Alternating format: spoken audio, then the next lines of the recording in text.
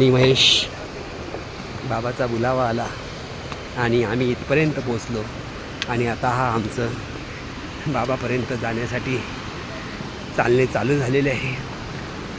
15-16 किलोमीटरचा ट्रेक आहे। सगळे पहाडी इलाका आहे, चढ उतार, डोंगर, दर्या। हा आपण हर हर महादेव, हर हर महादेव। आयुष्यामध्ये असे मोलाचे क्षण येणे म्हणजे खूप स्वतःला भाग्यशाली आहोत असं समजावं लागेल। कारण हा दुर्मिळ योग, मणिमहेश योग माझ्या नशिबात यावा, खरोखरच मी खूप भाग्यशाली आहे।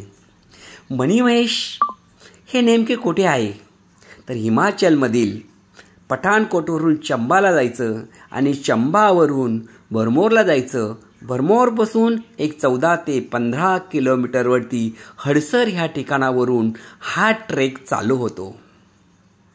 तसा हा ट्रेक सोपा आहे। किन्नर कैलास किंवा श्रीखंड महादेव यांच्यासारखा अवघड असा नाही आहे।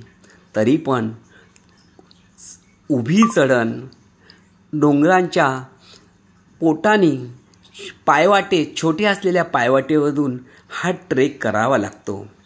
तर आता मणिमहेश यांची स्थानिक पौराणिक कथेनुसार शिव मणिमहेश येथे राहतात असे मानले जाते। मणिमहेशच्या पायथ्याला एक तळे आहे आणि ह्या तळ्यांपासून जे उडच्या साईडला जी हिमालयाची शिखरे आहेत त्यावरती शिवलिंगाच्या रूपामध्ये जे खडक तयार होतात हे भगवान शिवाचे स्वरूप मानले जाते। मणिमहेश पर्वतावरती रात्री 4 ते 5 वाजताच्या ब्रह्ममुहूर्तावरती एक मणी चमकताना दर्शन होतो। त्याचे चमकणे इतके पॉवरफुल असते की तो आजूबाजूचा परिसरसुद्धा प्रकाशित करतो, त्याच्या बाजूला सुद्धा तो प्रकाशित करतो। या मणी दर्शनासाठी शिवभक्त रात्रभर जागरण करून त्याचे दर्शन घेण्याचा आनंद घेतात। पण तरीही जर वातावरण खराब असेल तर मात्र मणिमहेशचं किंवा त्या मणीचं आपल्याला दर्शन मात्र होत नाही। तर असं ह्या मणिमहेशचा आम्ही खूप छान आनंद घेतला। आपणही घ्या। समोर मणिमहेशचं दर्शन होत आहे, हा खूप छान आनंद आहे।